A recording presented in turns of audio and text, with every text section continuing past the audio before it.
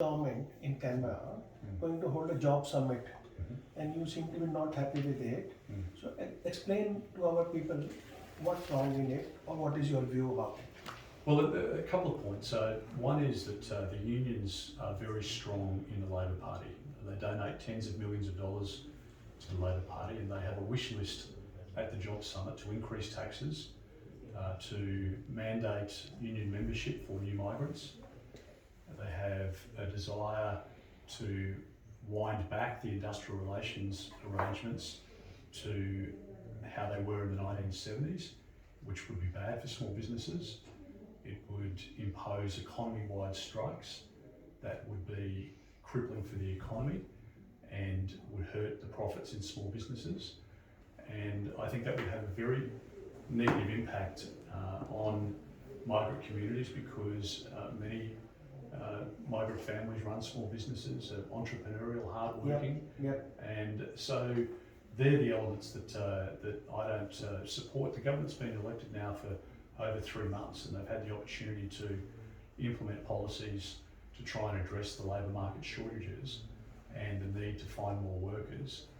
They could have made adjustments to the intake of the migration program by now and brought more workers in by now. At the end of June, I proposed a policy which would have people on pensions, age pensions, the ability to work more days if they chose to do so, and that it wouldn't affect their pensions. And that's an immediate workforce of Australians who would be able to go and work in these industries now. The government might pick that up now in the Job Summit in September, but they should have picked it up in June, and they should have run with that. So that's where I've been critical. As I've been very clear about, we'll support good policy and sensible outcomes, but I worry that this is going to be a summit for unions, not for small business. And I'm passionate about small business because small business employs so many people in our economy. It provides the opportunity for women to work in their own micro and small businesses, and the union don't have any regard for them at all. Yep.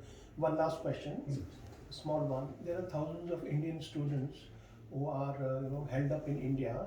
They paid their fees for studying in Australia, but they are unable to come because they don't have a visa to come, or there are some issues. So would you raise this issue with the government? Yes, absolutely, and I think it's a real tragedy that their cases haven't been dealt with by now. There's been the ability for the government to put extra staff in to the Department of Home Affairs to process these claims more quickly over the course of the last 3 months, and they haven't done that. And so people are experiencing great frustration, and their families anger because they've paid their fees and their children want to come here as students, and we want them here as students.